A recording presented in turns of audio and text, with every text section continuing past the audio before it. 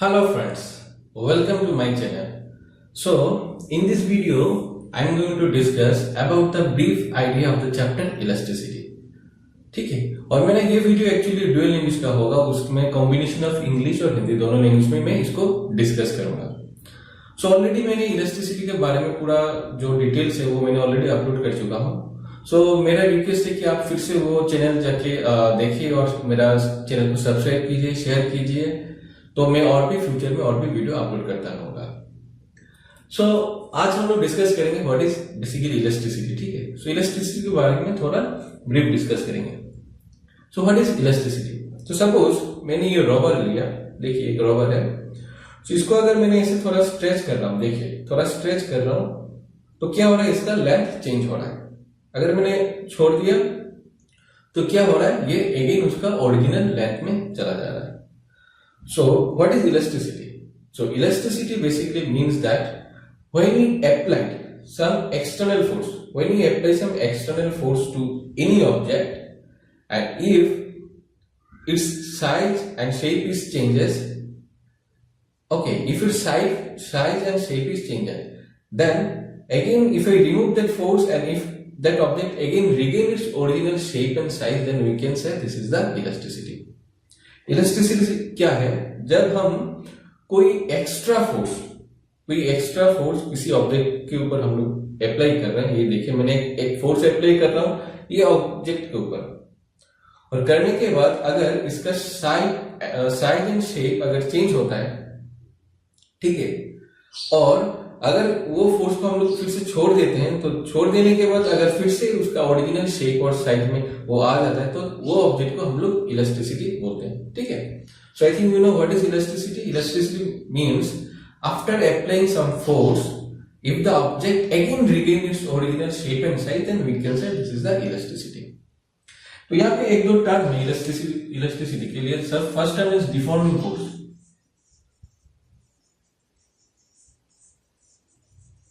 और next term is restoring force.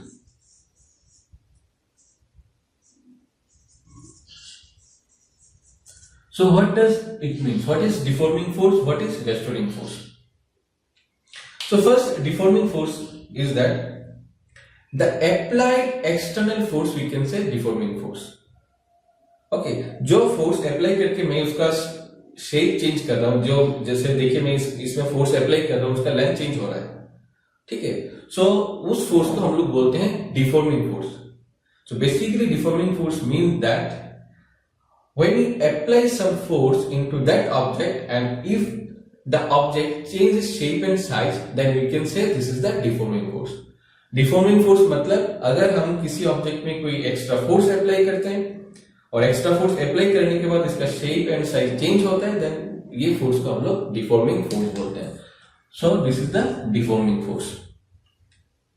Now what is restoring force. तो मैंने already इसमें डिफॉर्मिंग फोर्स अप्लाई करके मैंने इसका साइज और शेप चेंज कर दिया. ठीक है, अगर अभी मैं इसका ये फोर्स को मैं जो अप्लाई कर रहा हूं अगर मैं छोड़ देता हूं, रिलीज कर देता हूं, तो क्या होगा, छोड़ने के बाद ये अगेन इसका ओरिजिनल शेप में चला जाएगा. ठीक है, सो रेस्टोरिंग फोर्स होता है जो फोर्स अगेन वो ऑब्जेक्ट को अगेन फिर से उसका ओरिजिनल पोजीशन में लेके चला जाता है, उसको हम लोग बोलते हैं restoring force. So what is restoring force? Restoring force means that the force that tries to oppose the deforming force, and after releasing the deforming force, again the object again comes to its original shape or size, then we can say this force is the restoring force. So basically the restoring force क्या करता है, restoring force करता है कि वो object को फिर से उसका ओरिजिनल पोजीशन में लेके चला जाता है. ठीक है, सो यहाँ पे एग्जांपल जैसे मैं suppose if I take a spring, so ये मेरा स्प्रिंग है. ठीक है, और अगर हम ये स्प्रिंग में फोर्स ऐसे अप्लाई कर रहे हैं, so this force if I apply the some force in that direction it will stretching, what happen, its length में इंक्रीज. अगर इसको हम लोग इधर से ऐसे खींच रहे तो इसका लेंथ इंक्रीज करेगा. ठीक है, why, because this is applying deforming force.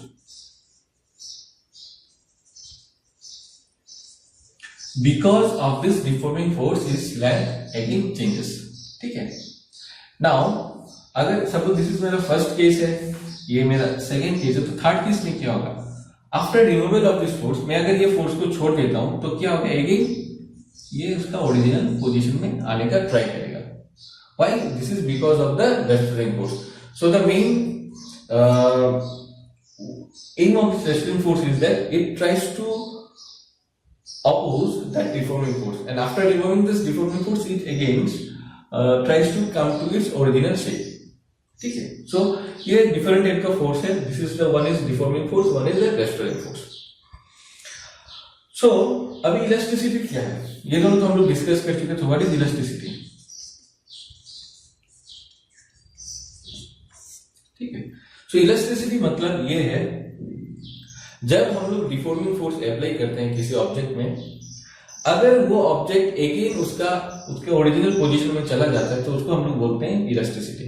Same ये रबर है, ये एक इलास्टिक मटेरियल है, इसको मैंने देखिए अप्लाई किया फोर्स, अभी छोड़ दिया, फिर से वो उसका ओरिजिनल पोजीशन में चला गया. So if A object has a tendency to regain its original shape after applying deforming force, then we can say this is the elasticity. ठीक है. So what is elasticity?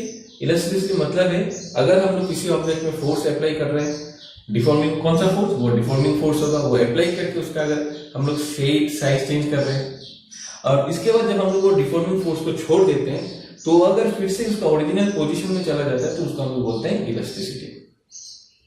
So elasticity का tendency होता है वो कि वो again उसका जो ओरिजिनल पोजीशन है उसमें फिर से रिटर्न करने का टेंडेंसी होता है. ठीक है. So this type of object we can say this is the elasticity और इलास्टिक मटेरियल. ठीक है. So based on this deforming force, restoring force, some terms are there, वो सम टर्म है, वो लोग हम अभी डिस्कस करेंगे. So what are this terms? The first term is stress.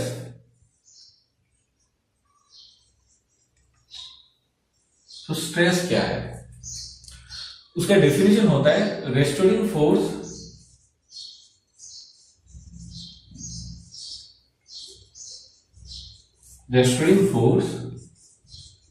पर यूनिट एरिया. तो उसको हम लोग लिखते हैं stress F equal to F by A. So देखिए, this is the restoring force, this is not deforming force. So stress मतलब जब हम लोग किसी ऑब्जेक्ट में फोर्स, डिफॉर्मिंग फोर्स अप्लाई कर रहे हैं तो उसका जो restoring force per unit area, मतलब कितना फोर्स वो रेस्टोर कर रहा है पर यूनिट एरिया, उसको हम लोग बोलते हैं स्ट्रेस. ठीक है. So stress means the restoring force per unit area. अभी मैं एक डायग्राम ड्रॉ कर रहा हूं. एक्चुअली स्ट्रेस भी दो टाइप का होता है, one is normal stress and another is tangential stress. Suppose okay, so if the restoring force is normal to this area, ये मेरा एरिया है, अगर मेरा force normal to this area है तो then we can say this is the normal stress, and if the restoring force is tangential to this area then we can say this is the tangential force. ठीक है. so formula same ही है. Suppose stress normal का formula होगा same F by A, and stress tangential का formula होगा same F by A. What is strain? Strain is that change in length divided by the original length. So small r, we can assume the small r divided by capital R. So what is small r? Small r is the change in length by the original length. अभी what is changing length and what is original length? तो suppose फिर से मैं एक string ले रहा हूं, spring. Suppose ये मेरा स्प्रिंग है. ठीक है. Suppose this is a spring and if I put some load, इसमें मैंने कुछ लोड दे दिया. ओके, ये स्प्रिंग में, तो हम सबको ही पता है क्या होगा ऑटोमेटिकली. सपोज ये मेरा फर्स्ट केस है, सो ऑटोमेटिकली इसका लेंथ इंक्रीज कर जाएगा. Okay. So suppose this is a string and if I put some load into this direction in जी, then what happen, its length में इंक्रीजेस. ठीक है. सो अभी देखिए दो लेंथ हो गया, सो ये length, this length is my original length, ये मैंने कैपिटल सपोज यहाँ से यहाँ का जो लेंथ है इसको मैंने ओरिजिनल लेंथ बोल दिया, और and we can assume this is the capital length and this is my change in length, ठीक है। सो ये जो एक्स्ट्रा जो लेंथ है, this length is the change in length. So what is strain? Strain is the change in length divided by the original length, ठीक है। So this is the strain. Actually strain भी दो type का होता है, this is the one is longitudinal strain and other is the volumetric strain, okay. So this is actually जब कोई length के रिलेटेड कोई चीज होगा, सो this is the longitudinal strain. So this is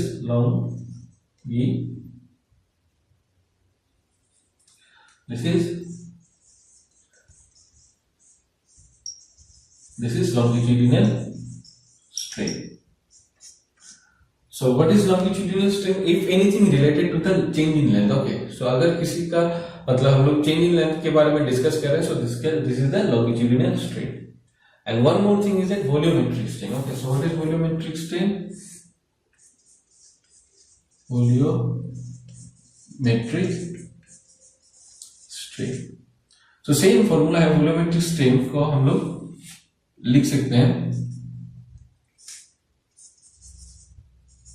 change in volume by original volume, ठीक है। देखिए यहाँ पे हम लोग क्या किया, स्प्रिंग लिया, स्प्रिंग में सपोज हम वेट इसमें पुट कर दिया, सो क्या होगा, so after putting some weight its length में इंक्रीजेस, सो जो एक्स्ट्रा लेंथ है उसको हम लोग बोलते हैं चेंज इन लेंथ, ठीक है, और उसको हम लोग रिप्रेजेंट कर रहे हैं स्मॉल एल से। But in case of volumetric, so it is a volumetric, so we assume a volume. Suppose मैंने एक बैलून लिया, ठीक है, नॉर्मल जो बैलून होता है। So suppose ये मेरा एक बैलून है। So अगर हम बैलून में चारों तरफ से ऐसे फोर्स अप्लाई करते हैं, so वो कौन सा फोर्स होगा जो अप्लाई करेंगे, this is the deforming force. So अगर हम इस बैलून में if I apply some external force into this object, then what I observe? मैं ऑब्जर्व करूंगा कि उसका साइज में चेंज होगा, कुछ चेंजेस है, ठीक है। So if I apply some external force into this direction, I found that the size of this balloon may changes, ठीक है। So जो चेंज साइज होगा उसको हम लोग स्मॉल v रिप्रेजेंट करेंगे, और जो ओरिजिनल साइज है उसको हम लोग कैपिटल V रिप्रेजेंट करेंगे। So what is the volumetric strain? It is equal to small v divided by capital V, ठीक है। So if I take a object, if I take a volume, suppose like a balloon, and if I apply some external force into this balloon in this direction, ठीक है, ये direction में अगर हम लोग वो एक्सटर्नल फोर्स अप्लाई कर रहे हैं, then I observe that its volume, sorry, its size may changes, ठीक है। अगर हम एक बैलून में कोई ऐसे सपोज एक बैलून मैंने ले लिया, उसको ऐसे प्रेस करो तो क्या होगा, उसका साइज चेंज होगा। सो जो चेंजेस साइज है उसको हम लोग बोलते हैं चेंज इन वॉल्यूम, और जो पहले जो बैलून का जो ओरिजिनल साइज है उसको हम लोग बोलते हैं original volume. So what is volumetric strain? Volumetric strain is the change in volume by the original volume. So there are two types of strain, यहाँ पे हम लोग डिस्कस किया। एक स्ट्रेन है लॉन्गिट्यूडिनल स्ट्रेन, वो किसके ऊपर रिलेट करता है, this is related with the change in length. Volumetric strain किसके ऊपर रिलेट करता है, related with the change in volume, ठीक है। सो नाउ अभी ये जो लॉन्गिट्यूडिनल स्ट्रेन है उसके साथ कोरिलेट करके एक नया टर्म होता है, उसको हम लोग बोलते हैं यंग्स मॉडुलस, ठीक है। लॉन्गिट्यूडिनल स्ट्रेन के साथ Young's modulus.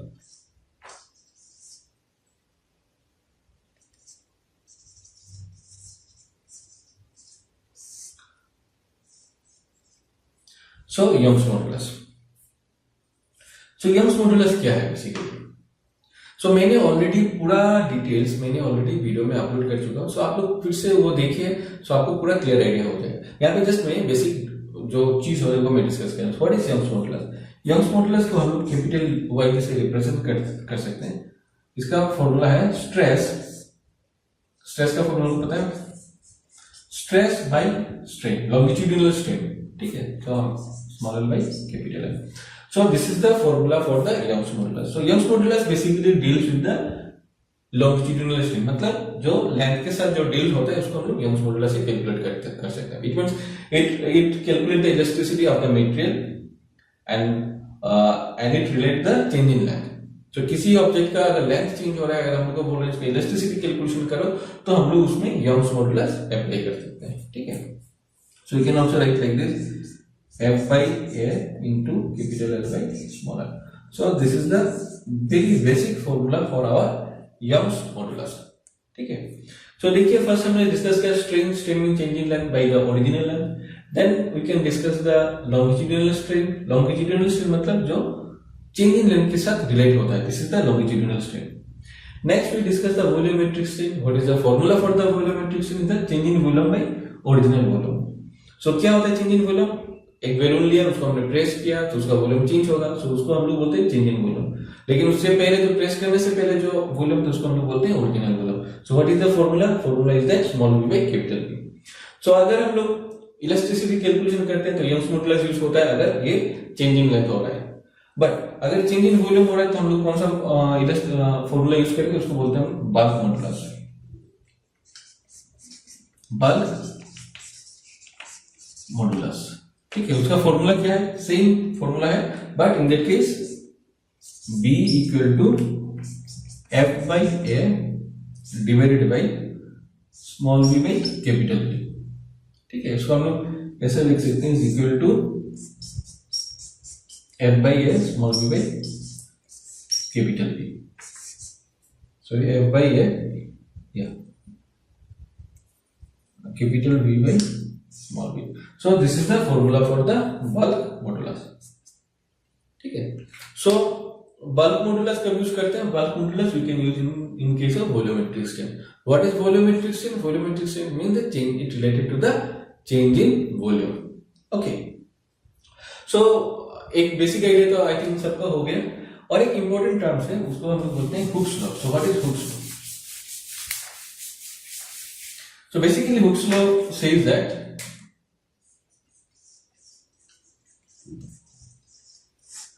stress directly proportional to strain within elastic limit. So Hooke's law says that stress is directly proportional to the strain within elastic limit. So इसका मतलब मेरा इसका जो वो होगा इस डायरेक्शन में जाएगा, मतलब जब मेरा स्ट्रेस इंक्रीज करेगा मेरा उसके साथ स्ट्रेन भी इंक्रीज करेगा। So you can write what is the formula for stress, F by A directly proportional to small l by capital L. So this is the Hooke's law, okay. So Hooke's law क्या है, Hooke's law मतलब मेरा stress directly proportional to the strain होगा। So I think आप लोगों ने मैं जो डिस्कस किया थोड़ा उसके इलास्टिसिटी के बारे में, सो और उसका जो पूरा डिटेल से मैं ऑलरेडी उसको अपलोड कर चुका हूँ मेरा वीडियोस में, सो आप लोग वहां पे देखिए और आप कमेंट भी कीजिए अगर कुछ मॉडिफिकेशन चाहिए या कुछ नया अपडेट चाहिए, अपलोड चाहिए कुछ टॉपिक का, तो आप लोग कमेंट कर सकते हो। So please like share and subscribe my channel to get the more updates. Thank you.